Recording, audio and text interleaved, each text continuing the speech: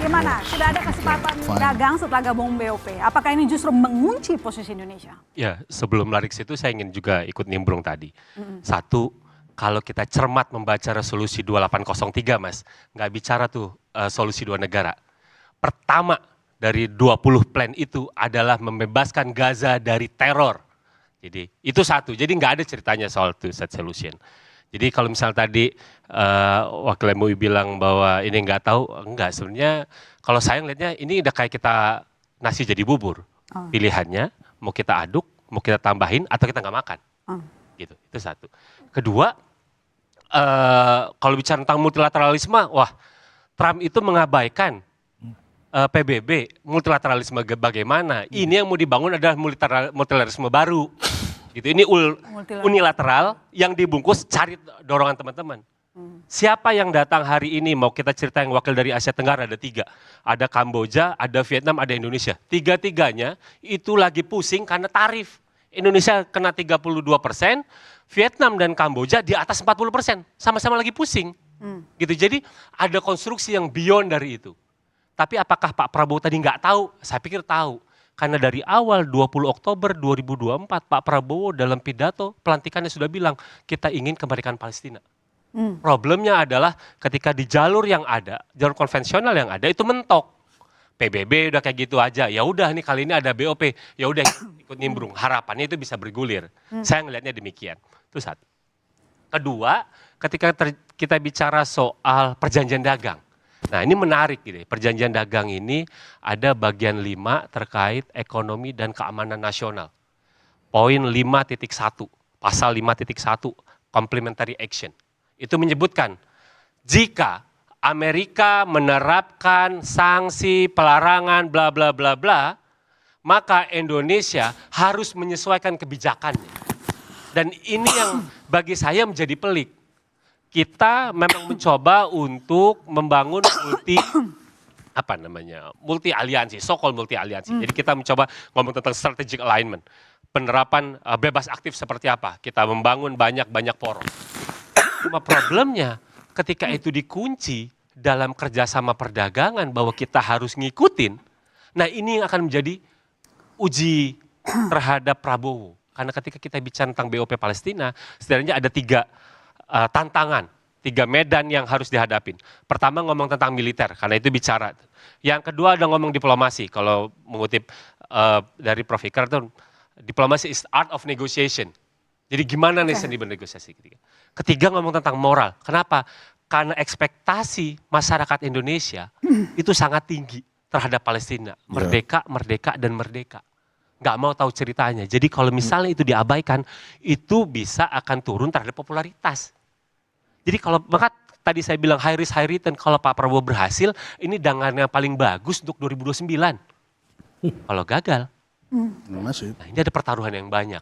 Jadi bagi saya ketika kita bicara tentang kerjasama perdagangan, ini membuat posisi yang jadi semakin rumit. Tadi saya ngobrol sama Pak Dubes Dian. Pak Dubes kalau udah ngomong tentang ini butuh ratifikasi DPR enggak?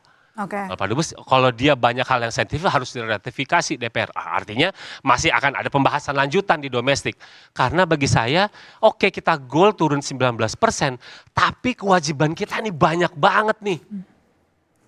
Gitu. Apa iya gitu? Iya memang Pak Prabowo minta 19%, tapi kenapa yang lainnya kok kita seakan-akan jadi lemah?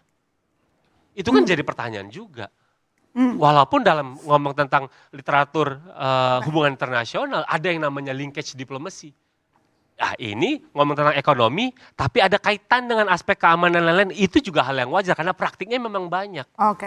Gitu. Ini memang posisi kita menjadi ruang gerak kita bisa menjadi lebih sempit. Tapi lagi-lagi tergantung seberapa piawai Pak Prabowo dan timnya untuk menarik di situ. Jadi kalau misalnya tadi Mas Aldo bilang ini ngikutin langgam, ya kita lihat apakah dia akan ngikutin langgam atau membuat hal yang lain.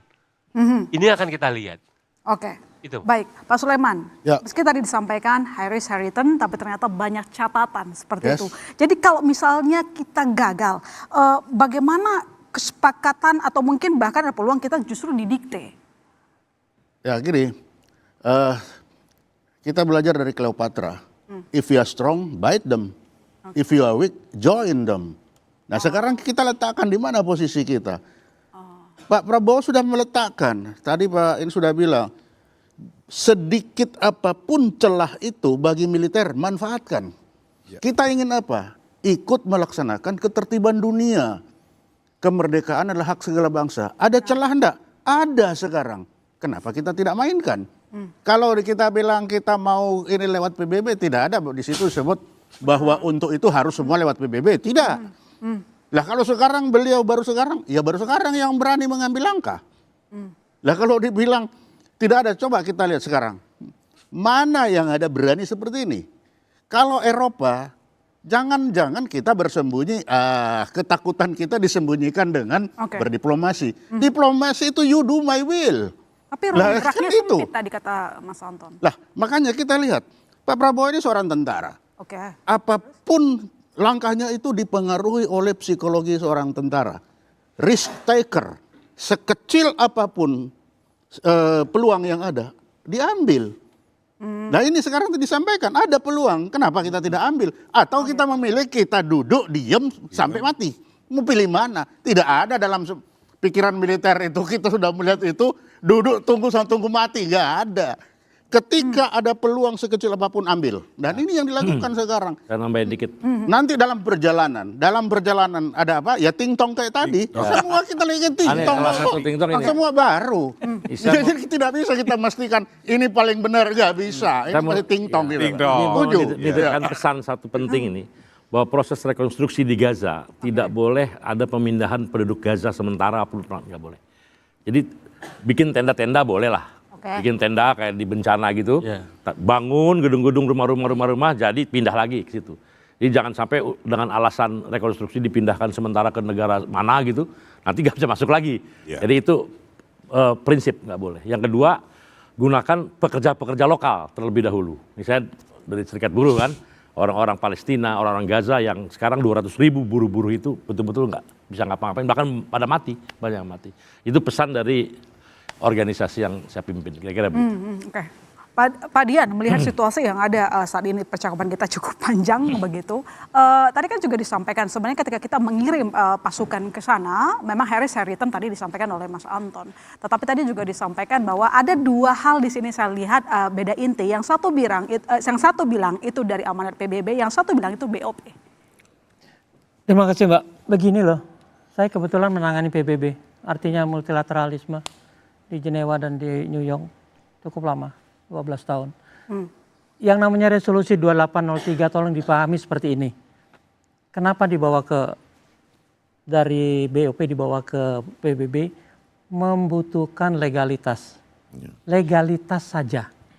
Tapi isinya resolusi 2803 itu satu mengendorse 20 poin ini. Artinya mengendorse, mendukung. Berarti pelaksanaannya adalah 20 poin ini. Bukan mandat yang dibuat PBB. Bukan mandat yang akan dirundingkan di PBB. Ini terpisah sama PBB. Pasal terakhir, pasal 7 dari resolusi PBB itu hanya menyatakan bahwa PBB seyogianya ya tetap diinfokan lah nanti perkembangannya. Bukan ada laporan yang wajib, bukan ada segala macam. Artinya apa? Ini gagasan Trump. Kalau mau jujur, dalam konteks PBB kembali lagi. Kenapa Trump mengambil gagasan ini? Karena dia tahu kalau gagasan ini dibahas di PBB pasti ditolak oleh mayoritas. Nah, tolong dilihat. Trump adalah negara yang paling membela Israel dan sudah atau bukan Trump saja deh, pemerintah Amerika sebelumnya. Puluhan resolusi Dewan Keamanan PBB itu tidak jalan karena diveto oleh Amerika.